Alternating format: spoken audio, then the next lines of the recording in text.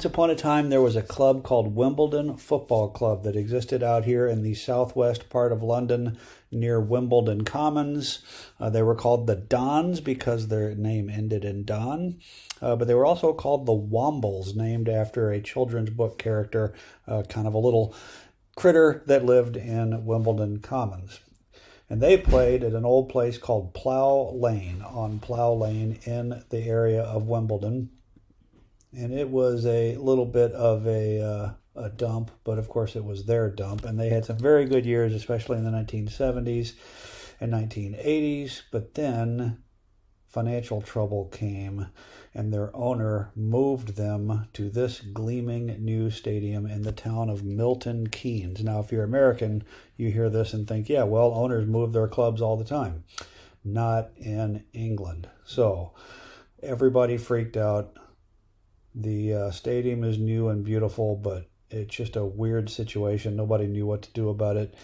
Meanwhile, the old Plough Lane was torn down, and all that's left is this monument outside of a housing complex down in Wimbledon. So, what did the fans of the old Wimbledon do? Well, they certainly did not start traveling to Milton Keynes to start watching their team play. So they formed a new club, which is AFC Wimbledon, for Association Football Club. You see the phoenix there in the logo? That's because they are what's called a Phoenix Club. They rose from the ashes of the old club, 75% owned by the fans, started down in the 9th tier of the Football League, and off they went, climbing up the pyramids.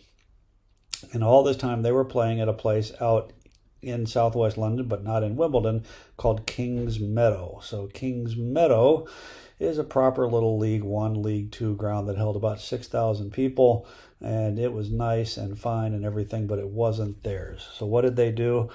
They built a new stadium, which has just opened in 2021. It is, as you can see here, just a 0.7-mile walk from the monument at the old place. So they are back in Wimbledon. This is outside the new stadium. It doesn't look like a whole lot because there was a lot of housing built around there as well, but it is tucked into the neighborhood and inside. Oh, and mainly it is on Plough Lane.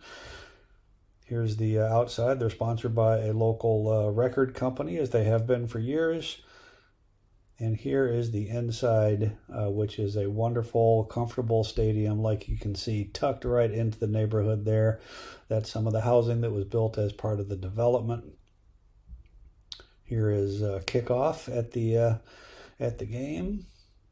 And it's just a very cozy place that's been selling quite well. They almost sell out every game, and you're really close to the action in these small grounds.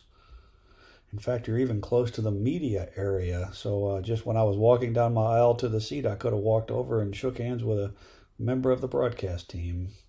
The inside of the stadium is clearly new, seems a bit sterile, but it is very much comfortable and clean. Has kind of the usual selection of beers there. But one thing that's different is that they put their beer in reusable plastic cups. So when you're done, you don't just throw them out, you throw them into a special bin and they get recycled. So I can tell you from personal experience that Wimbledon fans, such as my friend Carrie here, absolutely are thrilled to be back at Plough Lane. So let's just take a quick look here at the teams coming out.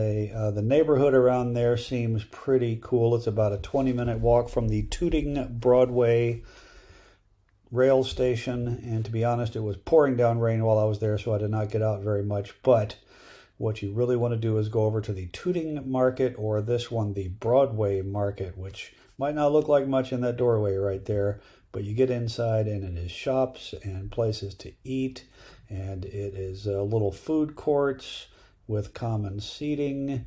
It is bars and clubs and restaurants. It is all super cool. And you can go and get what I always associate with South London, which is a proper curry.